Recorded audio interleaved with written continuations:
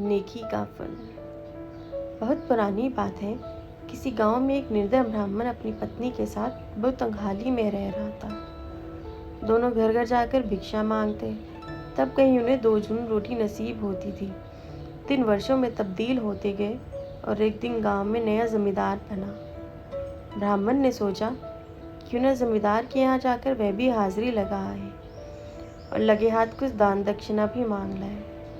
अगले दिन अपनी एकलौती साफ सुथरी धोती पहनकर ब्राह्मण जमींदार के भवन की ओर चल पड़ा। लेकिन उस समय जमींदार गांव के मामले में बारे में जानकारी ले रहा था। जमींदार कुछ सेवक उसे गांव के बाहर खड़े एक विशाल वटवृक्ष के बारे में बता रहे थे, जिसमें बहुत से भूतों का डेरा था।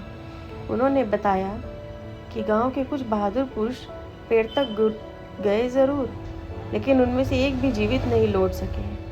सबकी गर्दनें बुरी तरह से मरोड़ दी गई थी और उनके शव के पेड़ के नीचे पड़े हुए मिले थे। तब रात से उस पेड़ के आसपास वाला स्थान सुनसान रहता है। केवल कुछ चरवाहे दिन में अपनी गाय भैंस चराने वहां जाते हैं। जमींदार इस बात को लेकर कुछ परेशान सा था, इसलिए उसने घोषणा करवाई कि जो भी सूर्यास्त के बाद वहां जाकर वट वृक्ष की एक टहनी तोड़ कर लाएगा, उसे बिना लगान 100 बीघे जमीन इनाम में दे दी जाएगी। ब्राह्मण पास ही बैठा हुआ सोच रहा था कि जमींदार के आदमियों में से कोई तो बहादुर होगा जो इस काम को करने का बेड़ा उठाएगा। पर जब उसने देखा कि ऐसा करने के लिए कोई भी तैयार नहीं है, तो उसने अपना ही भाग्य आजमाने की सोची। वैसे भी मेरे जीवन में कौन सा सुख है, वह सोचने लगा। अगर मैं ये टहनी लाने में कामयाब हो जाता हूँ तो कम से कम जिंदगी तो सुधर जाएगी, और अगर भूतों ने मुझे मार ही दिया तो अच्छा है, इस दुर्दशा से तो मुक्ति मिलेगी। ब्राह्मण ने अपने जाने का प्रस्ताव रख दिया।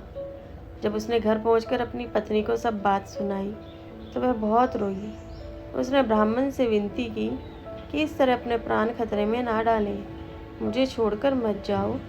तुम नहीं होगे तो मेरी जिंदगी पहले से भी बदतर हो जाएगी।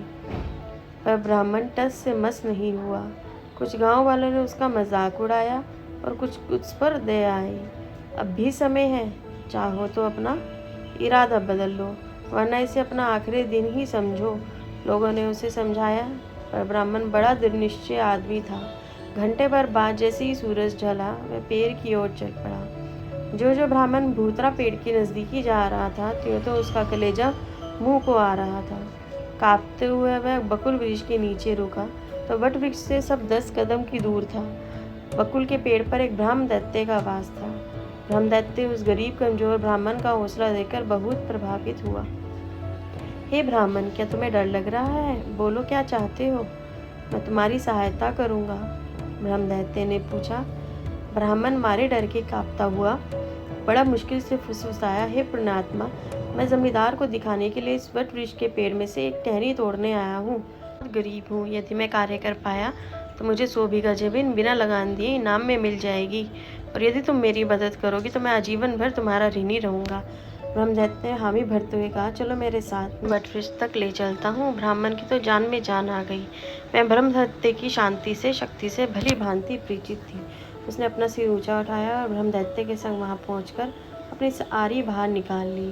तभी 100 से भी ज्यादा भूत जाने कहाँ से बाहर निकल आए, और ब्रह्मदैत्य उन्होंने बीच में ही रोक लिया और उनसे कहा कि वे ब्राह्मण को पेड़ की एक टहनी काट लेने दें।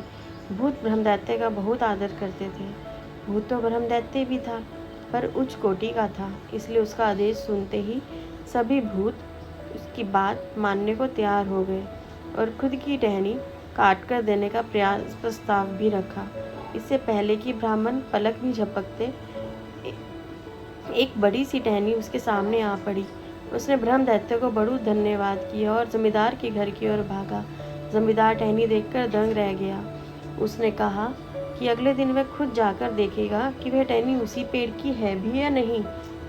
अगले दिन प्रातः जमींदार अपने आदमियों के साथ पेड़ पर गया। जब उसने देखा कि टहनी सचमुच उसी भूते पेड़ की है, तो उन लोगों को बड़ा आश्चर्य हुआ। जमींदार ने अपना वादा निभाया और उस निर्धन ब्राह्मण को बिना लगान 100 बीघा जमीन दे दी।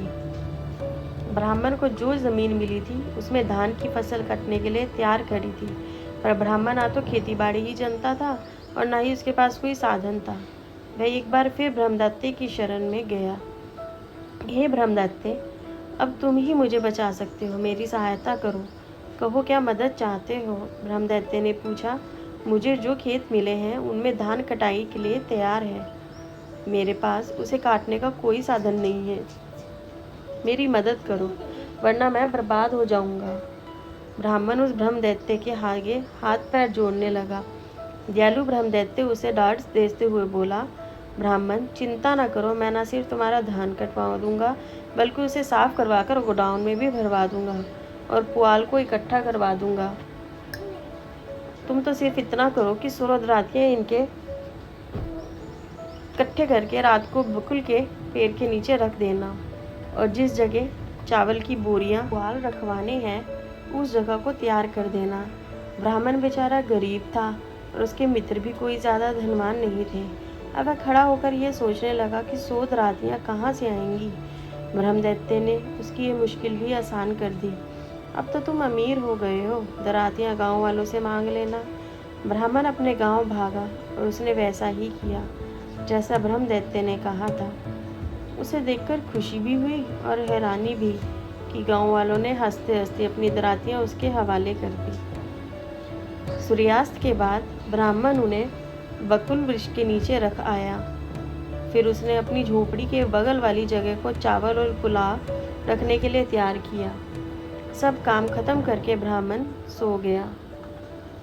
जब सारा गांव गहरी नींद में डूबा हुआ था, ब्रह्मदैत्य ने वट वृक्ष से 100 भूत बुलाए और उन्हें आदेश दिया कि ब्राह्मण का धान काटकर बोरियों में भर दिया जाए। भूत तो सहायता के लिए तत्पर थे। दरातियां हाथ में लिए वे खेतों की ओर चल दिए। सूर्योदय से पहले धान कट गया था। चावल और पुलाव को अलग किया जा चुका था और सब कुछ ब्राह्मण के नए नवेले गोदाम में भर दिया था। अगली सुबह ब्राह्मण और उसकी पत्नी ब्रह्मदैत्य का काम देखकर बहुत प्रसन्न हुए। गांव वालों के लिए यह चमत्कार से कम नहीं था और उन्हें विश्वास था कि ब्राह्मण पर स्वयं देवताओं की कृपा हुई है। कुछ दिन के बाद ब्राह्मण कृतज्ञता से हाथ जोड़े एक बार फिर दयालु ब्रह्मदैत्य के सामने खड़ा था। हे ब्रह्मदैत्य, क्या तुम मेरी सहायता एक बार फिर करोगे? मैं देवताओं को उनकी कृपा के लिए धन्यवाद देना चाहता हूँ। उनके लिए मुझे 1000 ब्राह्मणों को भोज पर बुलाना होगा।